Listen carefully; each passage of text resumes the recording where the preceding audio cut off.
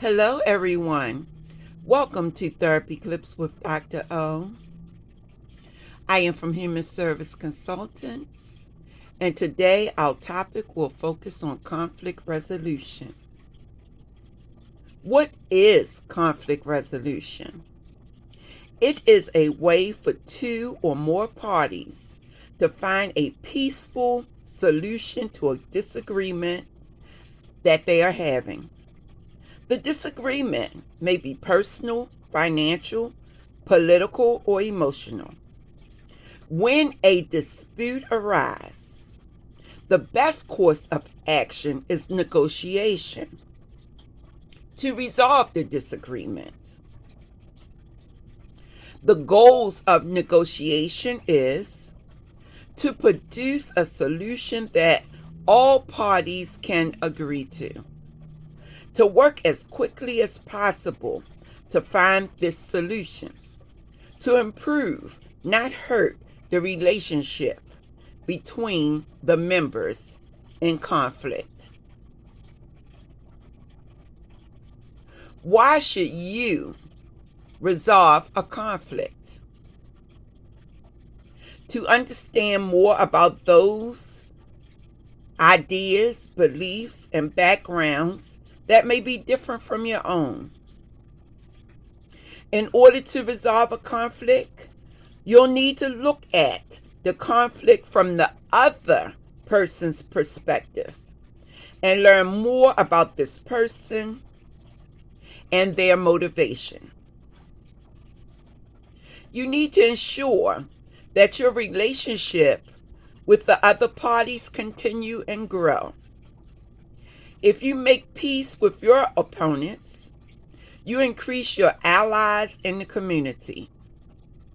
Successful negotiation paved the way for smooth relationship.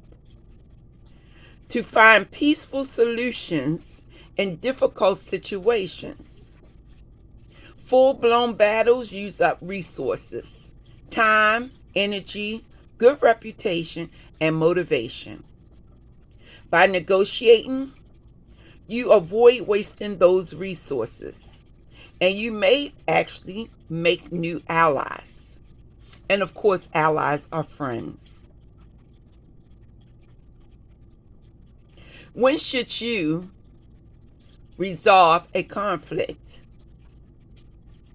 Conflict resolution is appropriate for almost any disagreement. Our daily lives offer plenty of opportunity for negotiation between parents and children, co-workers, friends, spouse, and partnerships. And as a result, you probably have already a variety of strategies that you know of for resolving minor conflicts. But for more serious conflicts, then you may need additional skills. So how should you resolve a conflict? There are 7 steps to successfully negotiating a resolution to end a conflict. Number 1, understand the conflict. Number 2, communicate with the opposition. So that is anybody you're in conflict with. Number 3, brainstorm possible resolutions.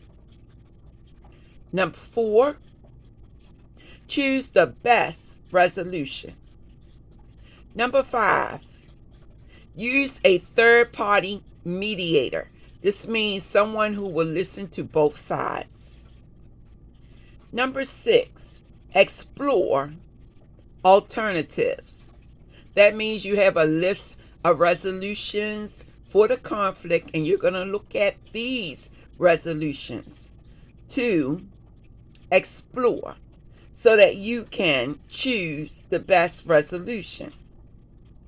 Number 7, cope with stressful situations and pressure tactics. So let's look at number 1 again. Understand the conflict. Know that conflicts arise for a variety of reasons. It is important that you define clearly your position and interest in the conflict, and to understand those of your opponents.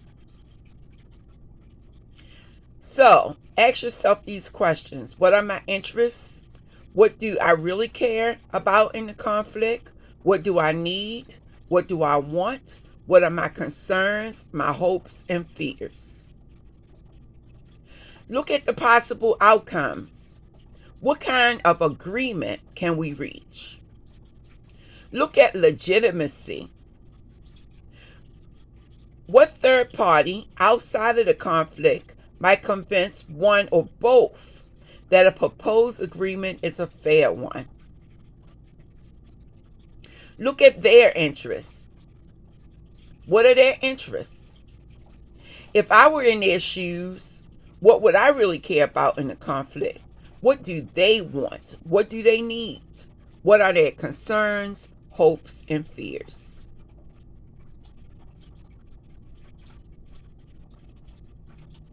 Number 2, communicate with the opposition. This means listen, let everyone participate who wants to, talk about your emotions, don't react to emotional outbursts, speak about yourself and not the other party, be concrete but flexible, avoid early judgment, don't tell the opposition it's up to you to solve your problems, and find a way to make their decision easy. Number 3, brainstorm about possible resolutions. Now that you know what the interests of both parties are and how to better communicate with the opposition, start thinking about resolutions. Look at all the interests you have listed for yourself and your opponent, and look for common interests. Often, both parties share many interests. For example, both people may want stability and respect.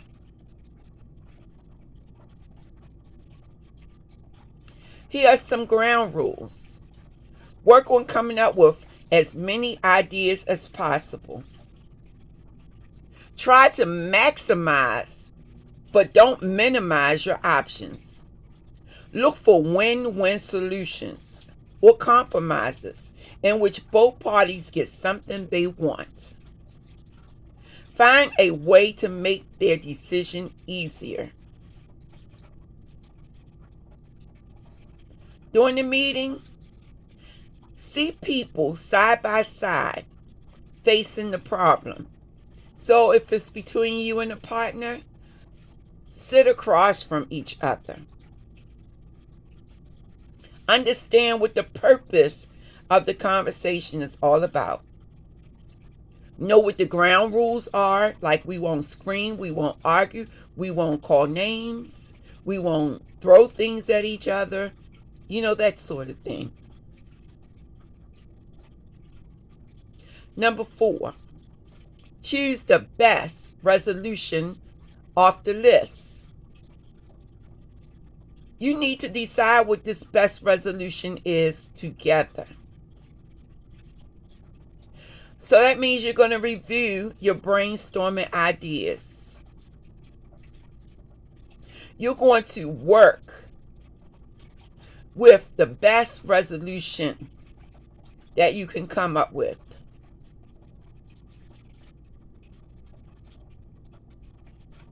So understand what that best resolution is all about. Number 5, use a third-party mediator. So once again, this is a person who is not a part of your partnership or your group. Understand that this person must be trustworthy and fair. Your mediator can help you to understand both sides. So this expert will bring in information based on precedent and principle.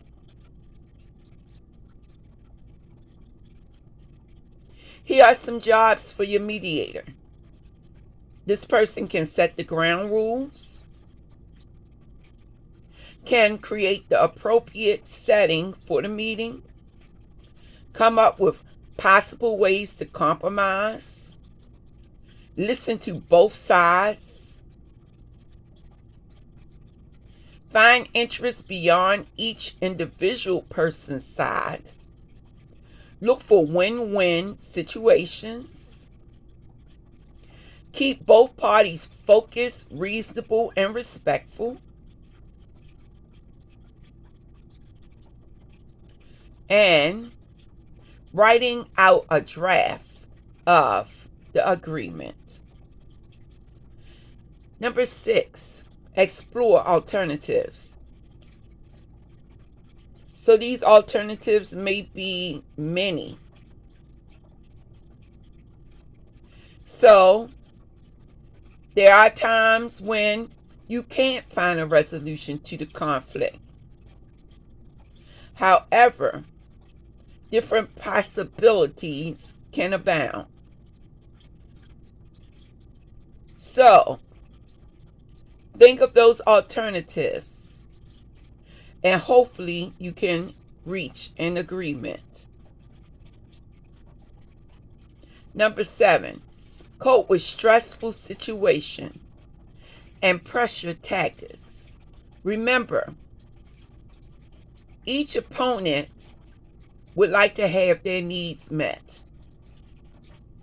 So sometimes it can become stressful during these disagreements, and especially when people are using particular type of pressure tactics. So, as all of these situations are stressful and intended to put extra pressure on you to make a quick decision in your opposition's favor, always look at the entire situation from both sides. Stay calm and go slow. Don't get angry or make a rush decision. Instead, talk about it without judging.